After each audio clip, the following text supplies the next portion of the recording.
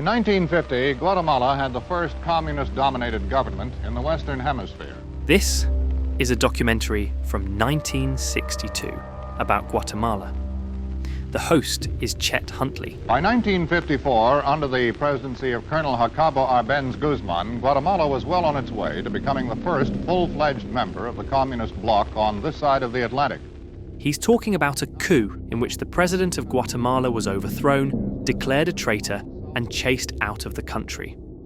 The man who the country had hoped could bring real and much-needed change had been seduced by the Soviets. It was then the United States, cooperating with Colonel Carlos Castillo Armas, who was later assassinated, provided the moral and material means for the overthrow of Arbenz and the temporary removal of communism from the Western Hemisphere. But it's a lie. And what Chet Huntley doesn't mention is how the coup wasn't about stopping communism, but to protect the profits of an American fruit company, and that the result of that coup would send Guatemala into 40 years of dictatorship and genocide, all of it funded by the United States. Chet Huntley reporting. Good night.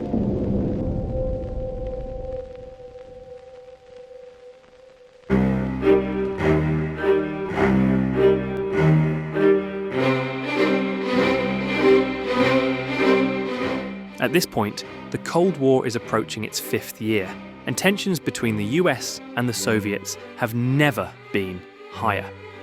China has turned to communism, and the Soviets have already caught up to the US in the nuclear arms race. North Korea, East Germany, and Czechoslovakia have also turned to communism. The Soviet influence is spreading, and fast. It doesn't take long for America to turn on itself, branding officials, journalists, and even Hollywood actors as Soviet agents. Thousands lose their jobs over the slightest hint of Soviet connections.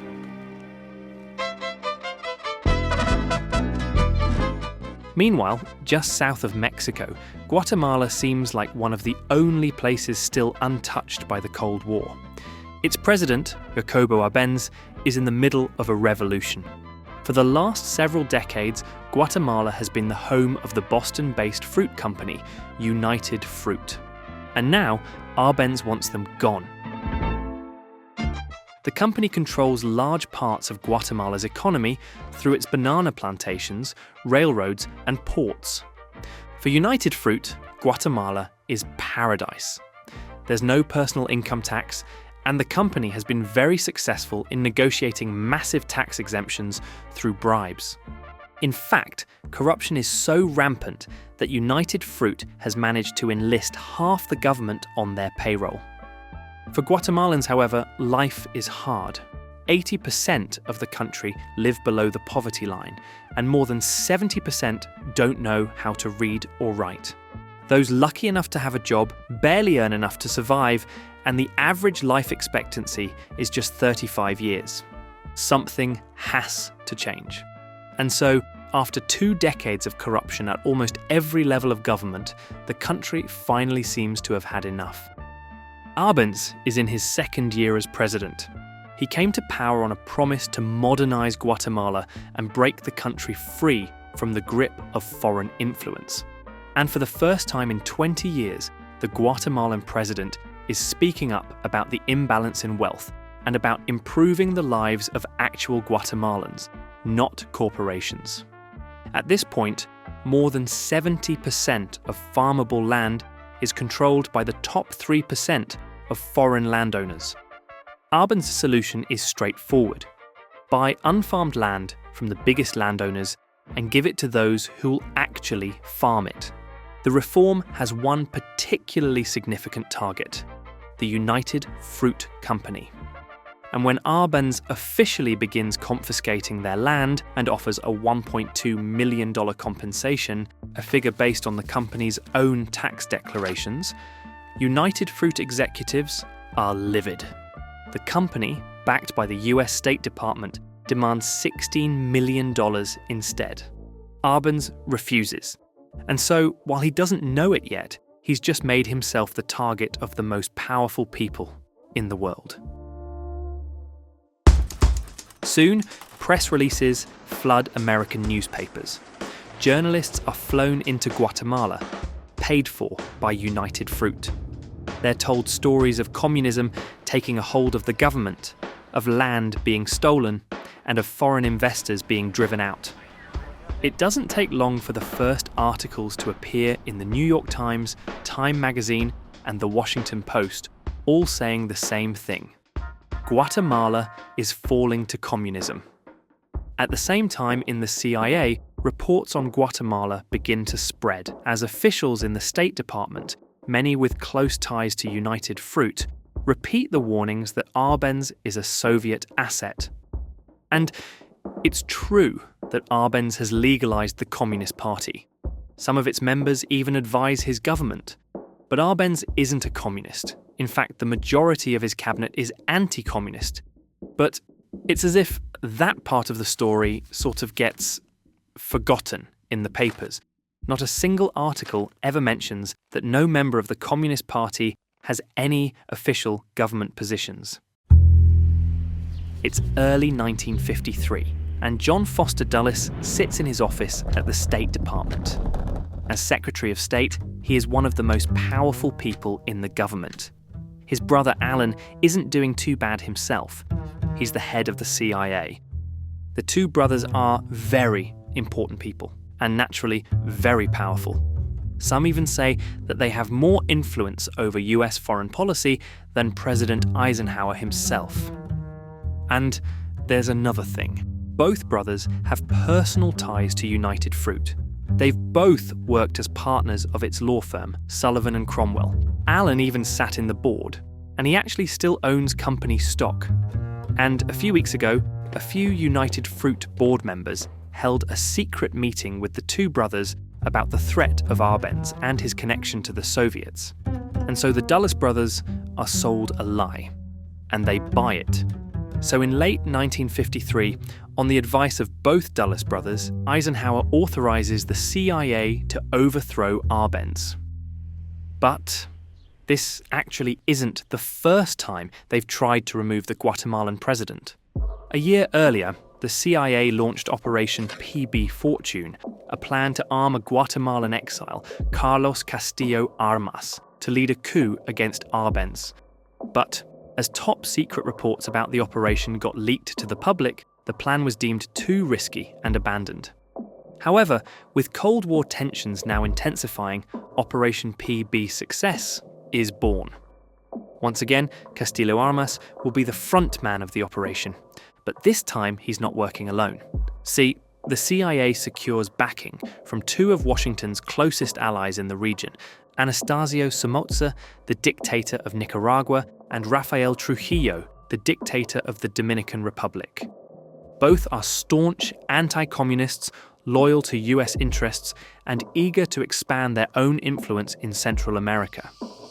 Somoza will provide logistical support and training grounds for Armas's fighters. Trujillo will supply funding, weapons, and trained gunmen, his personal pistoljeros, to assist in the coup.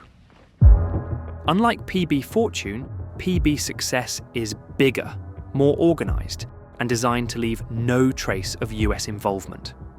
This time, the operation will be under direct oversight from both Dulles brothers. Its stated objective: to remove covertly and without bloodshed if possible, the menace of the present communist-controlled government of Guatemala. But behind closed doors, it's clear that bloodshed isn't off the table. In January 1954, a CIA officer submits a special request for a study on liquidation of personnel. The document is intended to brief the training chief before he departs for Honduras to begin training Armas's forces. Days later, a CIA cable requests 20 silencers for several .22 caliber rifles for delivery in Honduras.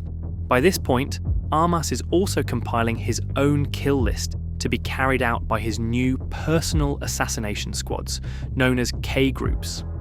A CIA meeting even discusses the potential elimination of 15 to 20 of Guatemala's top leaders using Trujillo's trained pistoljeros. In late March of that year, another intelligence officer pushes for a roll-up of communist leaders and government officials after the coup.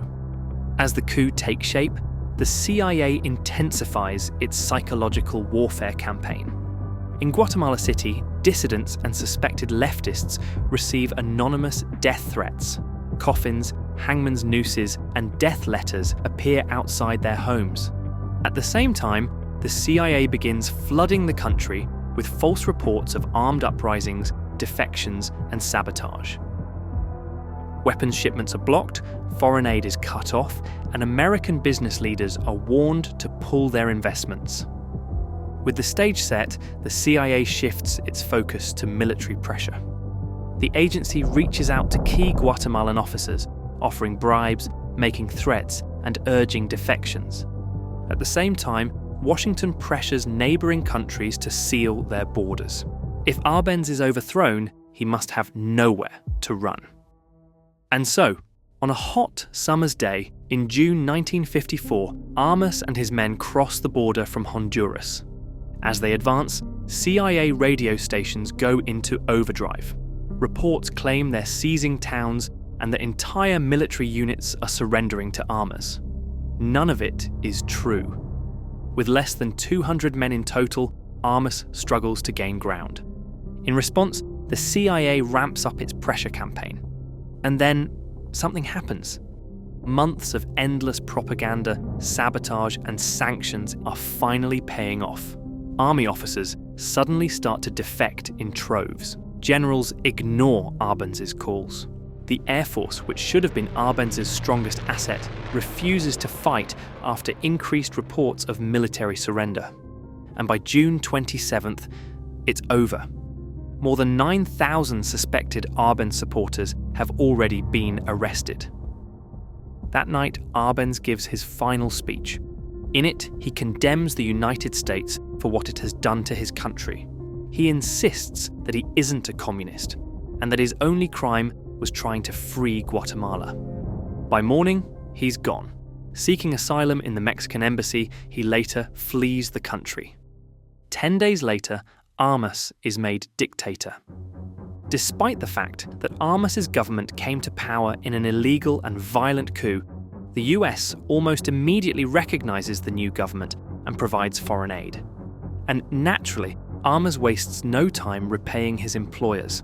He outlaws more than 500 trade unions and returns over 1.5 million acres to United Fruit and other large landowners. In an instant, Guatemala's hope of a democracy is gone. For the next 40 years, the people of Guatemala will suffer from government terror without equal in the modern history of Latin America. In the cities, unmarked vans patrol the streets. Suspected communists, labor organizers, and anyone with ties to Arbenz's government are rounded up. Many are never seen again. Death squads, backed by the new regime, carry out kidnappings in broad daylight. Bodies, mutilated and burned, are dumped in public spaces as a warning, and those who dare to ask questions risk meeting the same fate. Over the coming years, Armas and his successors will crush all opposition with US support. By the time the Guatemalan Civil War finally ends in 1996, over 200,000 people will be dead. Most will be civilians. In 1999, during a visit to Guatemala, President Bill Clinton admitted that US support for the country's violent military regimes was wrong. Still, no compensation has ever been paid to the victims' families, and there are no plans to do so. In fact, the US has never officially apologized for its role in the coup. The problem we have is how to reconcile the necessity of the CIA with its secret offenses against our public morality. It's getting more and more difficult to be an American these days, and there doesn't seem to be much that we can do about it. Thank you, and good night.